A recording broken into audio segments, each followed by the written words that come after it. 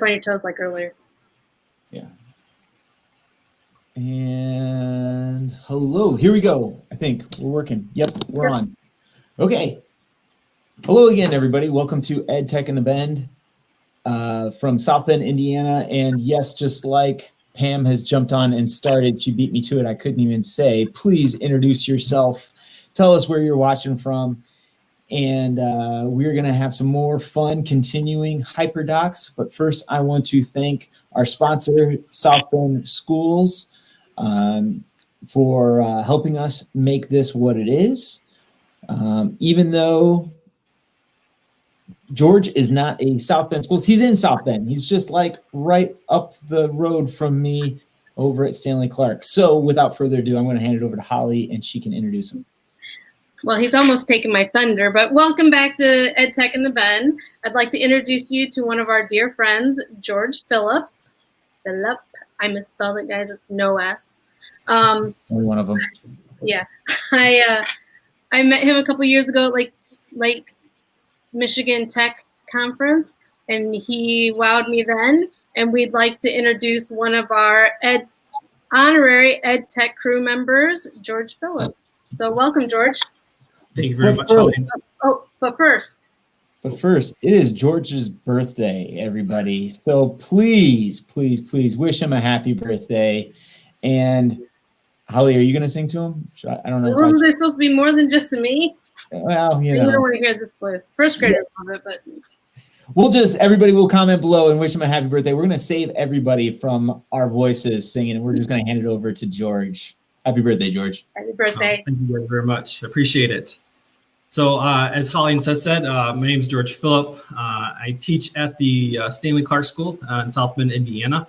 I am a 5th and 6th grade social studies teacher, 3rd through 8th computer science teacher, director of technology integration for this school, and also social studies department chair. So I wear a lot of different hats. Thank you everybody for those happy birthdays. Really appreciate it. It's a great pleasure to be here with you guys on my birthday. So I can help share some of what I've learned along the way and hopefully inspire you to help integrate some different learning strategies and tech tools with your students as we venture into the 2020-2021 school year. All right, so go ahead and, so this is getting hyped for Hyperdocs. There's my Twitter handle. You can reach out to me there. And I will, at the end of this session, share out the bit.ly where you can find these slides, because a lot of the slides have links into them so that you can get to the different tech resources and stuff. All right. As I said earlier, who am I? So I am originally from the state of Michigan. You can love me or dislike me for that. I don't really care. That's where I was born and raised. The first little heart down here, born and raised in a small town called Three Rivers, Michigan. Some of you may be familiar with that. I still have a lot of family in the area. So it's great living here in South Bend, because when I was starting to look for teaching jobs, it was here or out in Utah. So obviously being here is a lot nicer for me, so I can be close to my family. Lived outside of Detroit for a couple of years, but mainly was raised in a small town called Grand Haven, Michigan. And so then I found Stanley Clark at job fair, and that's how I got down here. I have an undergrad from Grand Valley State University in social studies, and then I also have a master's of educational technology from Boise State University. But my greatest pleasure in life is being father of these two. Excuse me, I have something caught in my throat. These two little darlings who are now 7.5 and 10 years old. And I'm pretty sure both of them are going on 21. So the joys of being a father with 2 daughters. All right. So first thing I wanted to do with you is kind of ask you this question. Is kind of look at this chart here, and I want you to notice, just look at some of the patterns and see if you notice anything. All right, so I'm gonna give you about a minute, 2 minutes here to kind of just look through these different charts. They have labels on them with the different activities that are happening, but just kind of look at them and see what you notice. And then you can put what you notice in the comments.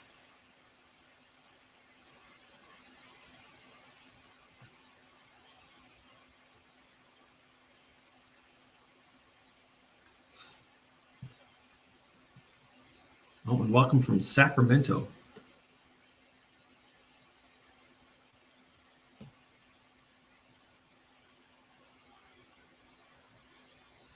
And Nancy's from Grand Haven. That's fantastic.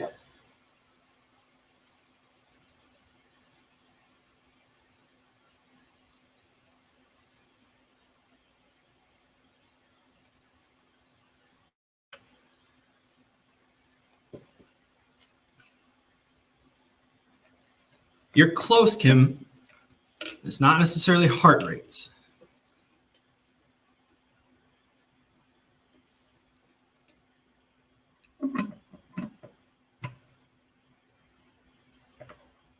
And Marianne, you are also close. It has to kind of deal with student participation, but it has to deal with kind of the activity that they're involved in. Yes, Felicity, you caught on to one of the key points there.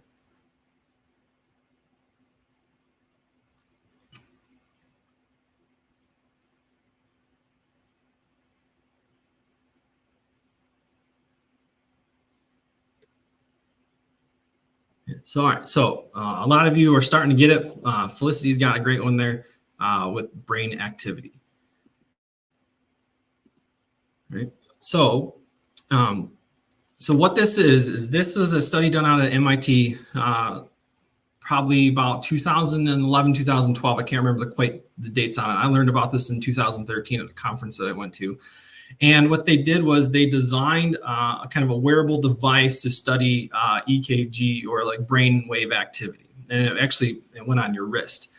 And so what they found out was the student who wore this device for 7 days, they had them kind of journal the different activities that they were doing. So what they noticed was that while the student was watching TV, that was kind of the same activity level engagement as class time was at MIT, at this prestigious university. And again, if you can think about colleges and universities, you know, a lot of our classes were kind of passive, where the professor was up lecturing to you, and you kind of, they're either trying to take notes or, you know, soak in the information as much as you possibly could. Where the same thing is, you know, you can think about the Netflix effect, right? Where you can just kind of veg out and watch as many shows in a row as you can. And that way, where you're, again, passively getting that information in. What they did notice was that while the student was doing kind of lab work activities, or also their homework, their activity level was much higher. You can also see like their sleep patterns as well. Some of them, they were super high. So I don't know if the kid was having nightmares about classwork or what was going on there. It doesn't really address that in the article at all. But so you can see that when the student was interacting more with their materials for which they were learning, they were engaged in it more, they were getting more information out of it, right? So this is kind of one of the ways that led me first to think about how to use the flipped classroom approach. And then here on this, again, like I said, I'll give you guys out, the links to this later, but this is the link to that article, okay? All right, so then next we have, then this kind of led me to this, and I unfortunately missed Nadine's speech this morning. I'm sure it was fabulous. If you've looked at anything from the Hyperdoc crew and the Hyperdoc girls, they will tell you that it kind of all revolves around good pedagogy when it comes to teaching our lessons and having kids remember and understand information. So at the time when I was trying to figure this kind of stuff out, there were two forms of what was introduced as the flipped classroom. If you've heard of that before, where instruction was kind of done at home with videos, and then in class you did more of what would have been considered the homework. That's the kind of the easiest way to understand it. So there are two frames out there. There was that frame, and then I came across this one. His name is Ramsey Musalam.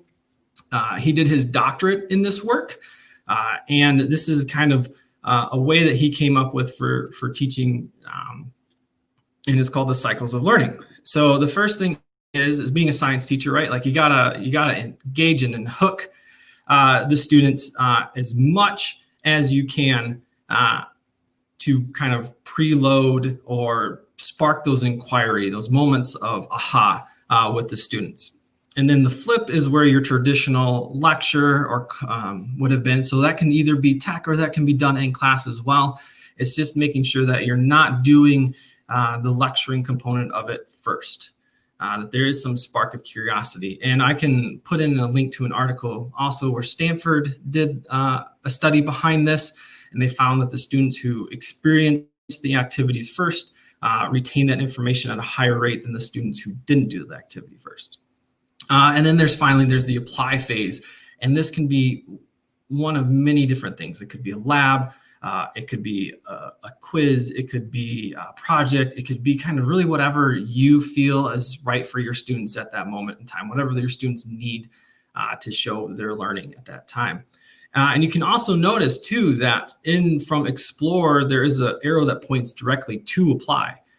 So the student doesn't necessarily have to do the flip if the student understands it. So in the Explore phase, and we'll talk more about this here in a little bit, this is where you get to check in with your kids. This is where you get to have that feedback from them and that formative assessment where you can kind of see how they're doing and what they need. So like if a student completely understands it and can go with it, they don't necessarily need that lecture component to it, or that not necessarily lecture. I don't want to say like all we do is lecture, but that getting of the information. Okay.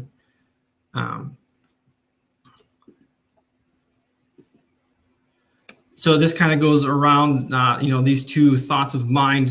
You have the depth of knowledge model or wheel. And again, that's, like different levels of how deep of knowledge goes. I would say probably most of what we do sometimes, and I'm guilty of this as well, where we spend most of our time on making sure that the students are getting the information, but they're not then applying the information, right? And that's where we know that the transfer of knowledge is greatest for them, is when they're able to transfer it into different situations. So also, if you know Bloom's taxonomy and the different language behind that, right? So like over here, you have the Spark, that's the beginning, that's the Explore. So Spark and Task, these are kind of the Explore phases of it. The content, that is more of the flip part of it, where they're getting the information from that they may need to know. And then you have the application extension, and that is the apply part of it.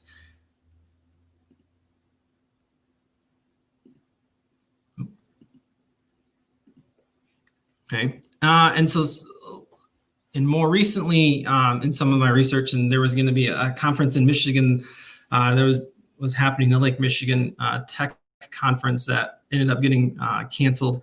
But their whole thing was revolved around these kind of 4 PLCs questions. And as teachers, I think when we utilize Hyperdocs in a way, we're able to meet these needs of our students.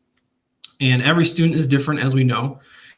And how we make sure we meet those needs of those students really depends on how well our lessons are tailored to them. And, you could have a room of 30 kids and it could look 30 different ways. Or you could have a room of, if you're an ESL teacher or somebody with a smaller group of kids who you're working with, making sure that you are able to help those kids who need to. Usually group kids together based on where they were at that moment in time. It's going to be a little harder now. That's one of those things that I'm struggling with as we get ready to come back to school, how we're going to have that happen. I have some tech ideas, some tech tools that may assist while we're in the classroom or even outside. But the things that you should really think about with your students so that you can make sure that you're meeting their needs with your content and your lessons and stuff is, one, what do we want the students to know? That's the first thing, right? So we got to think about what is it that we need to know, where those are super targets, our super goals, our super standards that we really want to make sure that they meet and need. How will we know when they know it, right? That's another thing. And that can look differently depending upon what content level you teach. How will we respond when they don't know it? How we're going to scaffold it for those kids or chunk it. And then finally, how will we, or what will we do when they know it, right? And the apply phase is really great because it gives us the ability to really give students a lot of choice in what they do. And even though I'm a director of technology integration, not everything my kids do revolve around tech. There's a lot of times where we are off the screen. Chromebooks, we have Chromebooks at our school, they're put away. There's that one-on-one attention. There is them, utilizing paper and pencil still. You just have to think about what is it that's going to be right for your students' needs. All right. Kathleen, yes, there will be a link at the end of the slides. All right. So that's another one. I'm getting really deep into all of this with you and stuff. So we'll get into the practical applications here really momentarily. The last thing kind of want to talk about is with this to making sure that our students are retaining the information that we want them to retain. That's always a hard thing, right? There's studies out there that show like soon after tests are done, if kids are not if the students are not learning it the way we want them to learn it, it's going in that short-term memory, and soon after that information is gone. So this group called the Learning Scientists, who are neurologists, have done a great job of coming up with different ways of how to teach students to remember information. So, how you read your lessons set up, a lot of it's, spaced practice. And again, it's just spacing it out over time, making sure they're constantly reviewing it and stuff like that. Retrieval practice is just, bringing that information back. Elaboration, which is a great one when we get into making thinking visible and visible learning, is just, having students continue to elaborate on what they are, what they know, and how they know it. Interleaving, taking in different ideas from different areas that you've done. And, again, concrete examples in dual coding goes along with that as well. All right. Okay, let's get into the Hyperdocs. All right, so and I'm sure this is probably, if you were earlier, you probably saw some of this. I'm going to kind of give it my own spin on it. But with the Hyperdoc layout, right, this is the basic layout that they have for you, right? Again, it's explain or explore, explain, apply. And depending upon how you are or what you're involved with, your different Explorer is different, but the Explorer is those aha moments that you are getting the students to explore and get information that they may not have already known, or it could be information that you want them to review again. When we talk about going back in that retrieval practice, right? And so the explain, it could be a video, right? It could be that you do the explore activity with partners in a device, and then the explain is you're up at the whiteboard or chalkboard, teaching the lesson that you want to teach, and then the apply is just kind of anything that you want them to do afterwards. So on here, I have an example from the Hyperdocs people, a math one. I'm not a math person, so I went out and got an example for math, and it kind of goes through and shows that you would, for this one, you could have at your desk, if you have a document camera or something, you could have just money laying out with that up on the board, or just an image of it, and have the kids figuring out how much money is on that. You could have bills, you could have coins, right? So if you're trying to teach either money or decimals as well, this is a great exercise for that. But the explore piece is hooking the kids in and trying to get them to guess what you're about to teach them, right? So the Hyperdoc is really great because it can be an individual lesson, or it could be an entire unit. But what it is it's a way for everything to exist in one place. So it's not, 50 different links in Google Classroom or Canvas or whatever your LMS may be. It's all combined into one space where the students can interact with that. And then here for the explain, there was a YouTube video tutorial. And then for apply, they had a menu. of different options that they could choose to show how they solved it. All right. Are there any questions so far? I know I've been talking for quite a bit of time.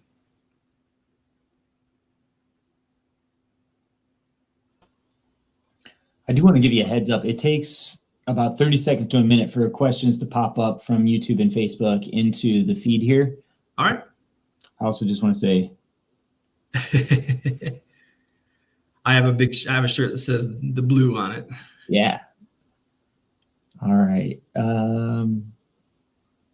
So people have been asking for your slide deck, and you're going to share that later. And I want to encourage everybody to make sure that they register at edtechinthebend.com, because we're gathering everybody's presentations, notes, and slides, and we'll be emailing those out when the conference is all done.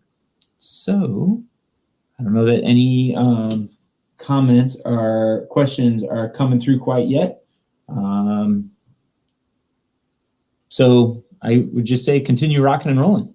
All right, thank you. All right. The next thing talk about as well is kind of going back to that, how students learn and retain information and move it forward, is this idea called visible thinking routines. And I got this idea off of somebody from 5-Star, and they had something similar to this set up in a class that they were doing. And if you don't know about thinking routines, I know that John Crippo was on earlier, and he talked about edu protocols and different ways to engage your students and kind of continue to do the same thing throughout the year, so that students get comfortable with that and do that. So these are just different ways of students articulating what they know, because that's really, as a teacher, one of the great things about living today is that we're able to kind of see more what our students are thinking and not waiting until the quiz or the test to see what happens there. So what we did here was I have a screenshot of one that I did with my students. And what we did was there was this little YouTube video that we watched, and it's about the 5 traits of a civilization, right? So it kind of starts off with our essential question, what makes up a civilization? So you might not be able to read the directions there, but it says, as you watch the video, find a word, a sentence, and a phrase that stands out to you as impactful, significant, interesting, or surprising. All right, so they would watch, and maybe they got it done in one viewing, maybe it was a couple of viewings. The video is only a couple minutes long. It's not something that takes them a long time. When you do kind of this explore phase, you want to kind of set a time limit for them. Like between 8 to 10 minutes is ideal. Again, not too much to get lost in what it is, but just enough to spark that curiosity, that engagement, to help them, to kind of entice them to want more. And then so they were assigned a number, and then what they did was they put in their word, sentence, and phrase. And so another part of this was to teach them more about how to utilize Google Docs as a collaborative platform. Excuse me, got something stuck in my throat. And so they would go in and put in a word, sentence, and a phrase. And hold on one second, I apologize, I'm so sorry. All right, there we go. And then they would go through, and they had some criteria that they had to meet, because as we know, through a lot of the recent literature about how our brain works and things of that nature, that anytime you can reflect on your learning and what you've done and see what your other students are also thinking as well, and your fellow classmates, that is a lot more impactful for them in their learning. Because I could explain it one way, but if one of their classmates explains it to them just slightly different, they may grasp onto what that student said, but it's still coming from in there and what they know. And so then in the explain phase, what they had was there's some either a video or some different readings that they could have done to kind of help reiterate what was in the video and take them a little bit deeper, a little bit further. And then finally, the last thing, the apply phase, was they had an exit ticket to fill out, because it's kind of a introductory Hyperdoc to what we'd be doing, and then the rest of the stuff went deeper. Now, I don't want you to think like here every day my kids are sitting in front of a computer screen doing Hyperdocs or anything that way. That is not the case. They actually get super tired of being on a Hyperdoc. This is something to utilize maybe in a novel study, maybe in a unit that you want to do. It could be just a single lesson. It's kind of really up to you. You're the artist behind this. And so that you know your students better than I do. And I'm just kind of here to help plant some ideas in your brain. All right, and so then they did that exit ticket. And then what's nice about exit tickets, I just use a simple Google form. Sometimes it has some multiple choice questions, some short answer questions. I also ask them some questions about how they felt about the lesson, so that, and I learned this from Ken Shelton last year at EdTech in the Bend, that it's coded so that like if they're really confident in it, it comes out as green. If they're kind of confident in it, it comes out as yellow. If they're not really confident in it, like they didn't understand anything at all, it comes out as red. And then the next time that they come in, either I can assign them, I can either give them something to do before they leave, because I can see those roll in on my screen as they're leaving the classroom, or that next day when they come in, like if there's red and there's that group, I can have something ready for them to help reiterate or reteach what they need from that lesson to get it that wasn't necessarily, that they necessarily didn't grasp from before. Or maybe as it's sat overnight, when they come back in and give them a quick checkup, they see that like, oh yeah, I understand it now, and they can then articulate and show me what they know. All right. Okay. So Project Zero is the group that kind of came up with this. There's a couple books out now called Visible Thinking or Making Thinking Visible. Fantastic resources. And these are really quick, easy things. Like I said, this is word, sentence, phrase. So this whole lesson didn't even take an entire class period. If you're just like a sit down and let them do this, it wouldn't, but there's pieces of it that you can build in for the reflection component. And that's really what's is awesome about Hyperdocs and utilizing them this way. And you can do it even without the Hyperdoc as well. As long as you're building in reflection and time for reflection for students to engage with one another and get that thinking moving on those ideas, because you don't want those misconceptions to stew too long on students, because the misconceptions are harder to change than really anything else. And that's kind of one of the nice things about the cycles of learning with the Explore, Flip, Apply, is that usually that flip is about the misconceptions that happened that students got. So like those videos would be made on the exit tickets and stuff based on that feedback. Okay. All right. I see.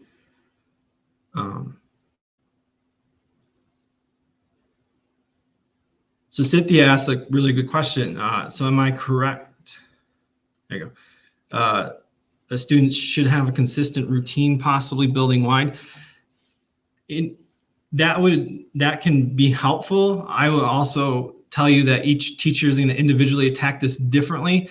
I had some teachers who we've been chatting about this and stuff, and they do pretty much the same thing, but it's just packaged in a different way. So how you package it is really up to you, and that's kind of the art of teaching, right? And how you utilize that. But the kind of the concepts and ideas, the more that can help, the more that happens with a student, the better it helps. And that just involves, communication amongst your coworkers and stuff, and whoever's maybe on your team and stuff of that nature. All right, so multimedia text sets and Hyperdocs. This is a great way to package information. In the description that I wrote for this, and maybe this is why you're here, you talk about like all these different resources and stuff. I am somebody who came through the teaching program where, the textbook was everything that you did. However, I had parents or a mother who's in education, who is a librarian, just saying that the textbook is just a source, that, there's all these new multimedia information ways out there for kids to go. So the multimedia text set, where like a Hyperdoc is more interactive in the way that it can be set up, the multimedia text set is what you might think of what a Hyperdoc is, if you think about the words hyper and doc, or just like a link in docs. But what this does is that this will take your students to all the various different places where they can engage and explore in the different activities that you want them to. So I found this one, The One and Only Ivan. If you're familiar with that book, this is a fantastic resource. Again, where like if you're kicking this off as a book study or novel study for your students, maybe that's just what you want to do your Hyperdoc in, is just a novel study, and that's the only Hyperdoc you do for the entire year. That's great. That's fantastic. There are plenty of these out here, and I will show you where to find them too. I'm sure maybe Nadine probably did as well. But if she didn't, I can show you where those are at as well, because I think the Hyperdoc people have a great model. It's teachers give teachers, not teachers pay teachers. But with this, you tell the kids, like, you have 8 minutes, go and explore, learn, just learn, explore, do whatever you want to with this information, synthesize it how you would like. And so you go, and these are different links. There's about Ivan and his zoo. There's a YouTube video that showed him in his little shopping center and some different things as well. And so then afterwards, they have already curated, and you would have to change this obviously for your students, but you have like a Padlet or maybe even like a Google Jamboard if you don't want to get a Padlet, and have the kids kind of post some of their ideas about what is it that they learned about Ivan, what is it that they learned about gorillas in captivity, what is it that they learned about this in that short time frame, that 8 minutes, that 8 to 10 minutes. Right, just enough to entice them, right? And so then, the kids post in the Padlet, and then you have the kids go through and you look at that Padlet as well, or their sticky notes on Jamboard, or their ideas on Jamboard, and then you have then you can start that conversation with your students about, like, what is it that you learned, what is it that you're retaining, what is it you found interesting, trying to get the kids to understand, like, if it's a closed-ended question, how can you make it an open-ended question? Or if it is an open-ended question, how can you elaborate on that a little bit more? So it's ideas like that that get the kids talking and thinking, and the more that they can utilize what it is that they're learning in a way that is collaborative. So you talk about like 4 C's, right? Collaborative and communication. That helps make that learning more sticky for them, right? And they'll learn and retain that information longer. Then you can go in and you can have in there the explain. You can have another activity that goes through, and maybe there's some vocabulary that you have lined out from the text, or some other questions that help them demystify what's happening in the story and things that way. Then there's the apply, which again, I'll show you a couple different tech tools that you could use for that, and how the students then understand and transfer that knowledge, right? Like, that's the big thing that we know helps information stick with students, is that the transferring of knowledge. And also, if they can transfer it into a different situation, makes it even more sticky. That's a technical term, by the way. And then finally, there's, the reflect and extend, right? Like having students reflect on their learning, going back to what is it that they already learned, what is it, something new that can help them continue with that. And that some of that can simply be, a Google form if you want to techie with it, or I have whiteboards in my room, and so they can write out things on that and then post them up, and kids can kind of look around the room and either agree or disagree and things of that way. Yes, Sandy, they made a movie, and there's also The One and Only Bob too is out as well. If you haven't picked that one up as well, so they're doing it. So I see some things in here about what are the different. I see like the one Holly answered John's question. You can build it in a Google Doc. I'll also show you Google Slides, and the Hyperdoc ladies. Lisa, Kelly, and Sarah, they came out with a book, and it even shows you how to do it in like a Google Sites as well. So if you're building out like a huge unit, that could be a good one for you to use as well. And then also too, maybe, I don't know if there's anybody on here who's a Microsoft team, Microsoft school. You can do this in Microsoft Words and PowerPoint as well as that. I've gotten examples from there as well. All right. So some of you may be familiar with the 5E lesson plan. This is, usually used in the science, and that's how I learned about science. When I was doing my student teaching, it was kind of district wide where I was in Grand Rapids Public School, that everybody had to do a 5E plan. So for social studies teachers who were used to doing that kind of Ben Stein, if you can remember Ferris Bueller's Day Off, lecturing of voodoo economics and things of that nature, right? Like he basically stayed right here in the explain phase, right? Like he just lectured, quizzes, tests. You may have had teachers like that in the past. I know I did. And then I found, this to be a great alternative to that style of lesson plan because it helps keep my kids more engaged with that. And so by keeping them more engaged, then I see the growth in them as well over the year. And I'm fortunate. I get to see my kids for 2 years. I get to see them for 5th and 6th grade. So, we continue that same kind of modeling through 5th and 6th grade. The content changes, because standards and things of that nature. How I teach it doesn't, and then that continues to grow with them, so that we can get that. And so then, the deeper and the more transference of information continues to grow from 5th to 6th grade.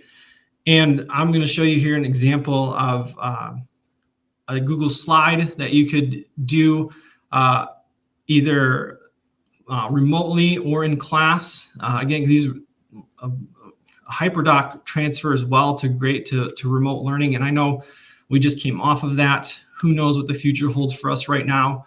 But to kind of have that like in your back pocket as like, oh, if I set it up this way, I can either use it in the classroom, or it would be great as a transference for if we have to do, remote learning. So again, engaging the students. If you think about the Bloom's taxonomy walk around, right? That's that spark, right? How are you going to spark them? If you're thinking about Bloom's, right? The cognitive assimilation. So the higher order thinking things, that happens first. It's not the last thing that happens. It happens first, right? Get their brains engaged, get them going. In my content area, I use a lot of snippets from YouTube. I use a lot of images that I've either been fortunate enough to take while I've been on different trips or ones that I find online to kind of help that, right? And then you kind of set the task for them. What's the challenge? What's the question that they're going to be going in? What are their learning targets, their learning goals, whatever verbiage that you kind of use for that. Then you can kind of get into that content, that explain, right? Synthesizing that new information. All right, here's what we've done. We've broken it down. Here's where I know this group of kids is at. Here's where I know where this group is. Here's where I know where this group is. Maybe my SEL students, or I'm sorry, ESL students, maybe they need more help with me with this, so I can bring them to the side and work with them that way. Maybe I have a group of kids who's ready to fly with this. They completely understand how the Columbian exchange and trade worked. So now they can go, they don't need necessarily my content or the content that I had set up for them. They can just kind of go into the apply phase and hit that application and that extension, right? So that's what's nice about packaging it all in this kind of one format and document for them, is that you can help curate the information that they need in terms of like exploring, in terms of the flip portion of it, right? And then sometimes I even, I either use my stuff or I use stuff that I found online. There's a plethora of information out there. Sometimes I'll even have like little links of if they didn't get something, maybe a Khan Academy video or something along those lines that kind of help them articulate that might be able to get to them across in a different way. If what I haven't been able to do hasn't helped them. And there are times too where I'm like, you know what, you don't want to watch the video? Fine. Here's the pages out of the textbook. Here's this article from Newsella. Here's this from Google Books that helps talk about the same thing that we're doing. Some of the resources I use are from the Big History Project for my 6th grade students. So again, just having that kind of all packaged in one area where it's easy for the students to kind of find and access it, instead of going to all these different areas all around the place to try to find that information. Because, we live in a day and age where I don't even know what the stats on YouTube are anymore. I used to know like how long it would take you to watch every single video on YouTube. It used to be like hundreds of years. It's probably thousands of years now, or even more, or just kind of any of that information. I do an activity with my students where we try to figure out how quickly can you find an article that is linked to a college or university when talking about global warming. And the first thing I do is I let them explore, see if they can find one. And then I teach them some tricks on how to change the way algorithms work and search so that they can find it quicker. But that page is usually about the 120th page on a Google search. I don't know about Bing or Yahoo, because I've gone through and clicked through it a few times just to see if I could figure it out myself. But like what fifth or sixth grader is going to be that patient, right?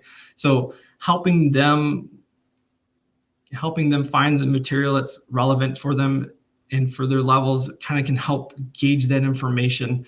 It's kind of like feeding them so they get the information, and then also teaching them how do you then apply that information, right? So that's kind of what we're doing. All right, so let's look at, so here's an example. This is from a sixth grade teacher named Sam Carey out of California. And let's see if this, I might have to switch my streaming here so I can show you this.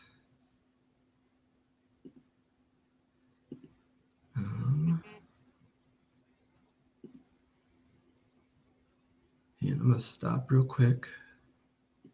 And then I'm going to share the other tab so you guys can see that. Sorry, you have to see my bald spot. All right, so here it is as a Google Doc. All right, and so this is following the 5E lesson template. This is following, not the explore, explain, apply format, but the more elaborate one where you're hitting all the different 5Es, and there's pieces for reflection in here and stuff. And so, right here is your essential question for it, right?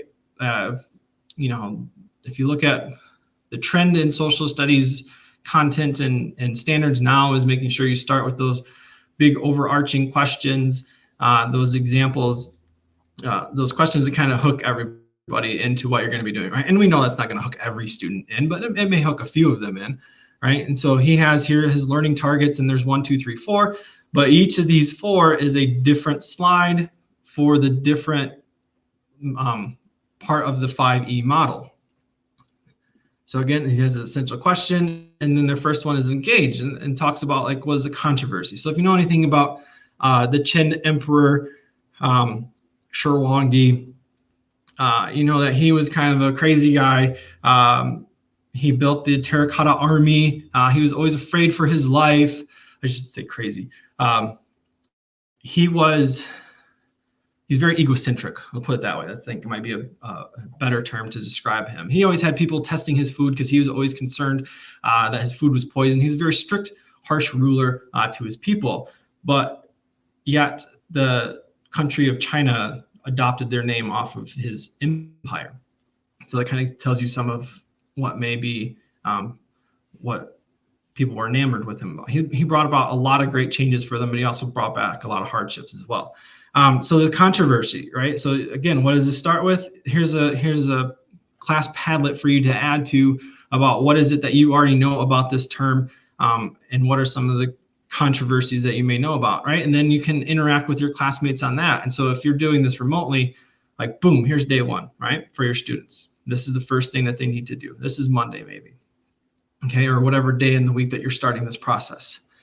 The next one is you have some explore. So he's got some of the resources linked for his students to explore and look at. There's a Newsella article. He's got a couple of videos for them to watch.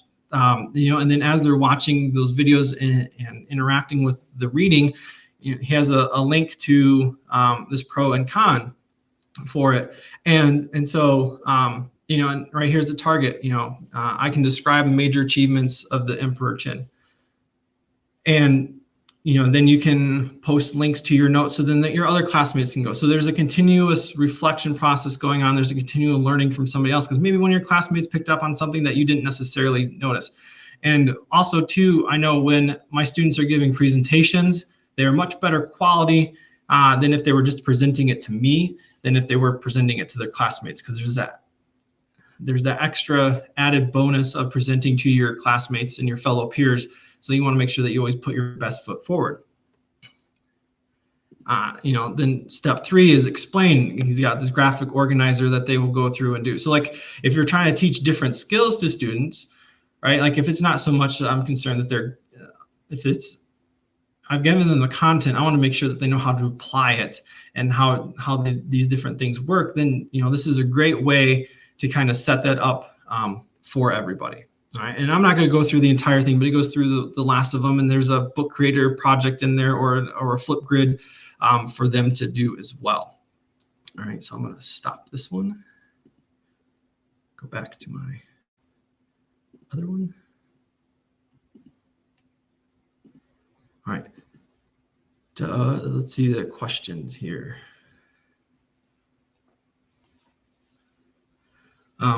So yes, John, yeah, you can use slides. You can also do it in Google Sites as well. You can set it up that way too, because the new Google Sites, you're able to embed lots of different things as well.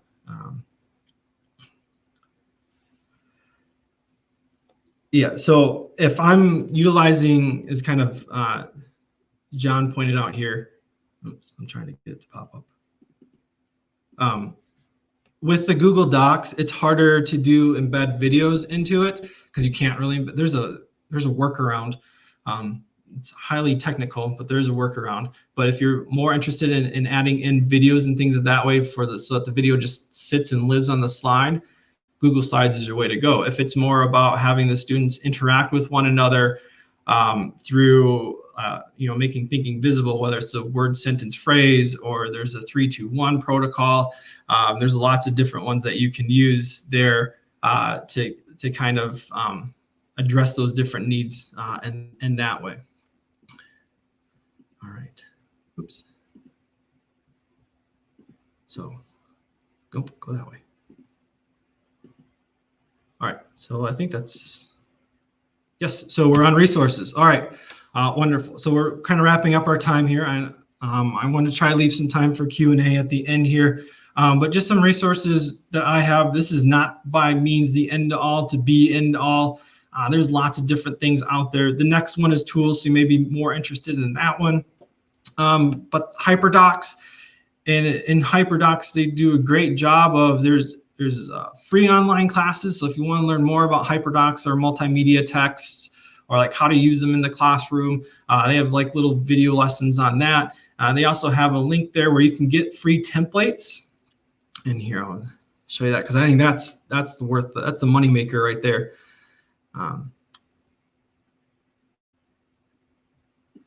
And you have to be signed up for it. But I said it's a free account.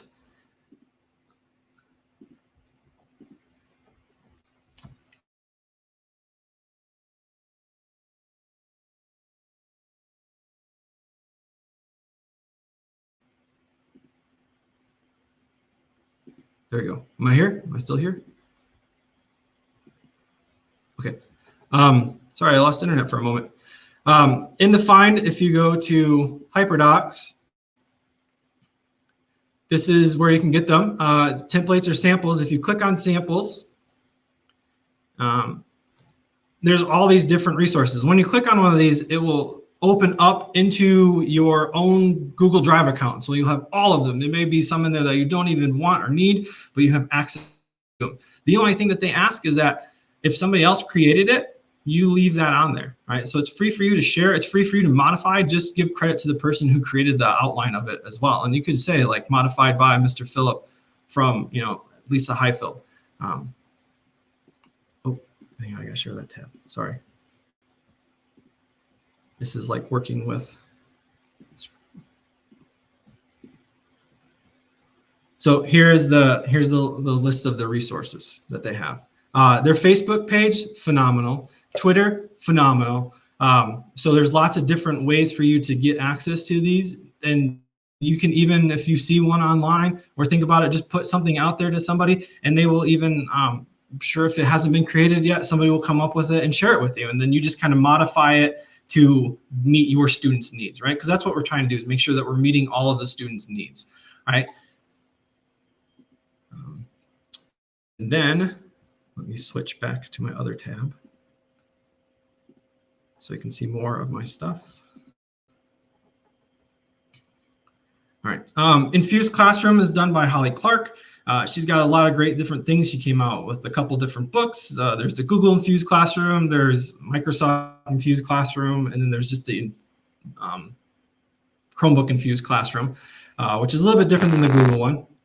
And by no means am I associated with any of these groups. I'm not getting paid anything or any recognition from them for this information.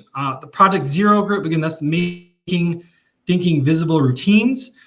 They're out of Harvard, this graduate school and education out of Harvard. Fantastic, quick little resources. One that I love using with my kids is called See, Think, Wonder. You put up an image, what do you see? What do you think might be about this? What do you wonder about it? And then they can kind of collaborate and stuff. So they're really easy, open-ended, that can go into any type of content that you teach.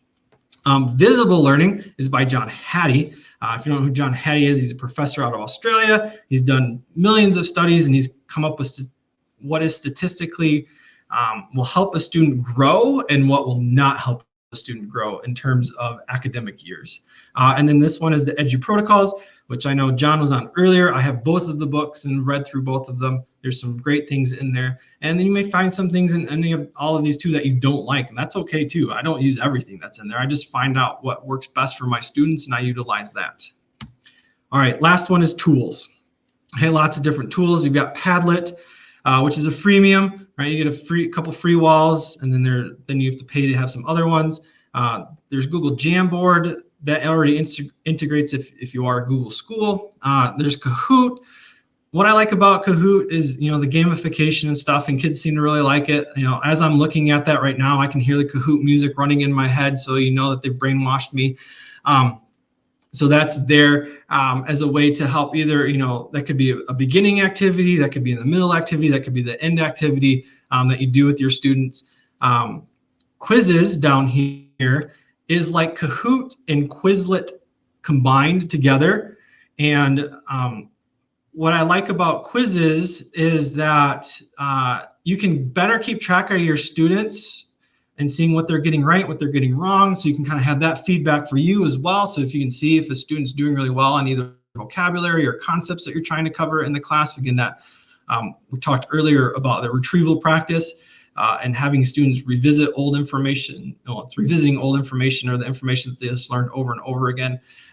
So you can see that. They don't need your computer screen to see the questions and answers like they do for Kahoot. Like Kahoot, they need to see your computer screen to see the question and then the answers, and then on their screen, they're able to choose what the correct answer is, or they think it is.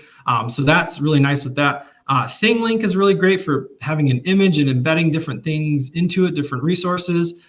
Book Creator, you can use, it's a freemium. You get I think up to 40 in the free version of your library, but that's a way for students to create and apply different information. Adobe Spark is another useful resource. Screencastify, if you're looking for something quick and easy for your kids just to kind of tell you what they were thinking, what they learned. A quick video reflection that's under 5 minutes, Screencastify works really well. Or if they're giving a screen recording of a slide presentation or something along those lines, you could do that. Flipgrid, I keep learning more and more about, and more interested in all the things that you can do with that. I just saw how you can make a stop motion video using Flipgrid last night. So that was fantastic because that's an option I give my kids. So there's all those different things. And then Edpuzzle can be a part of that explore phase or that explain phase as well, sorry. And that's a way of just chopping up videos and putting in questions and things like that. And that is a freemium one, I believe, as well. I have not really used it. I know lots of people talk about it, so I put it in there. Okay, so we have a few minutes left. So this is time for Q&A. So if you have any questions, please feel free to add them in, and I will do the best I can to answer them. Hi, Allison. Happy birthday! Thank you. I'm sorry I was late and I didn't get to sing to you, but I was All right. put me in so I can say happy birthday. You did great.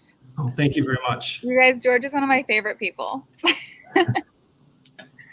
Very high praise. Holly, you're muted. All right. Oh, and then the last thing, hang on, I forgot the bit.ly.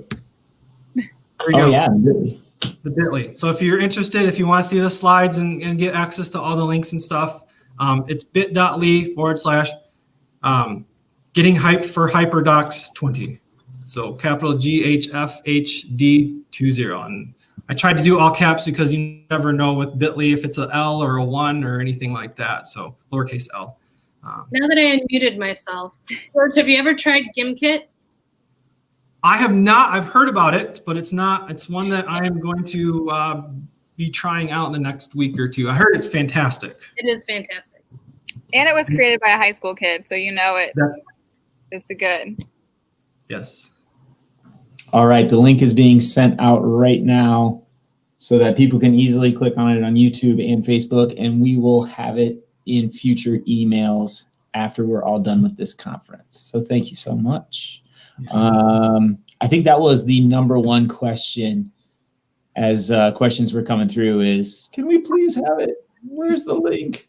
I learned from somebody out at CV Central Valley Q.